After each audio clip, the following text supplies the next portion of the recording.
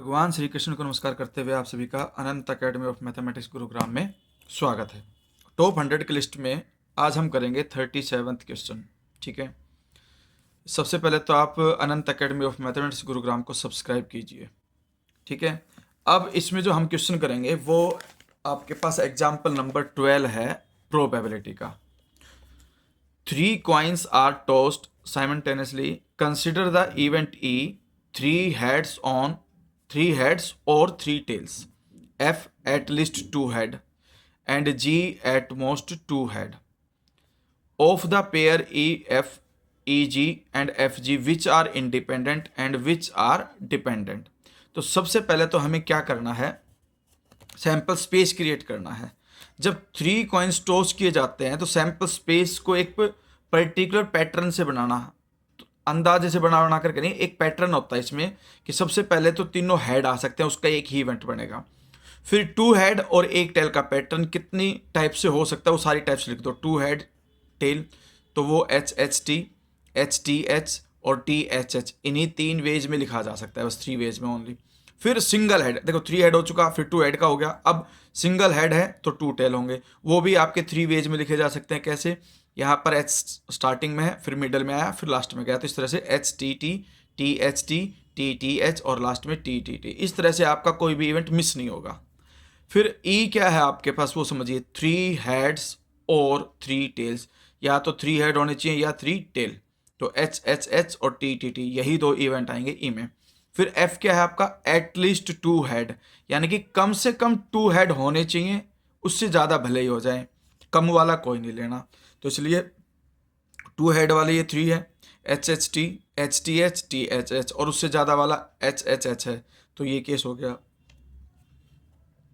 G at most 2 head, ज़्यादा से ज़्यादा 2 हेड हो सकते हैं। इसका मतलब आपके पास 2 से ज़्यादा हेड नहीं जाने चाहिए, कम भले ही हो जाएं।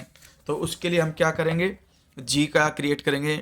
एट मोस्ट 2 हेड में देखो 2 हेड वाले तीनों केसेस लिख दो, HHT, HTH, THH, फिर HTT, क्योंकि सिंगल हेड के 3 केसेस हैं, और फिर 0 हेड का मतलब तीनों टेल, तो एट मोस्ट 2 हेड का केस ये बनेगा।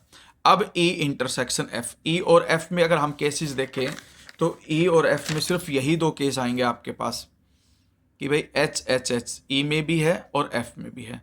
E इंटरसेक्शन G में अगर हम देखें तो E में तो HHH TTT थे और TTT एक इसमें भी आया है, तो सिर्फ E इंटरसेक्शन G में यही आएगा। और F इंटरसेक्शन G में देखो उसमें क्या था, एटलीस्ट 2 हेड, और इसमें क्या है, एट मोस्ट 2 हेड। तो जो 2 हेड वाले हैं बस वही कॉमन आएंगे दोनों में, HHT, HTH, THH। फिर इन सब की प्रोबेबिलिटी निकालोगे। E के अंदर 2 ही मेंबर थे, 2/8 तो 1/4। F के अंदर 4 मेंबर्स आए थे आपके पास, भाई 3 तो वो थे HHT, HTH और THH, और एक था आपके पास HHH। टोटल 4 मेंबर थे, इसलिए 4/8। प्रोबेबिलिटी ऑफ G में 7 मेंबर हैं, 7/8। फिर इनके इंटरसेक्शन के निकालो, इसमें सिंगल है 1/8, इसमें सिंगल है वो भी 1/8, इसमें 1 2 3 इवेंट है 3/8। अब probability of E dot F करो, इंटरसेक्शन की हमने निकाल दी। अब E और F का डॉट प्रोडक्ट, मतलब जो भी मल्टीप्लिकेशन इनकी वो करोगे, तो probability of E 1/4, probability F जो है वो 1/2, दोनों का प्रोडक्ट किया 1/8 आया। ये भी 1/8 आ रहा है, ये भी 1/8 आ रहा है, both are equal, so E and F are independent event. जबकि हम देखते हैं कि प्रोबेबिलिटी ऑफ E और G को अगर हम मल्टीप्लाई करें तो E की प्रोबेबिलिटी 1/4 है और G की प्रोबेबिलिटी 7/8, 16 होकर के 7/32 आया, और इंटरसेक्शन आ रहा है 1/8, बोथ आर नॉट इक्वल, तो E and G are not independent.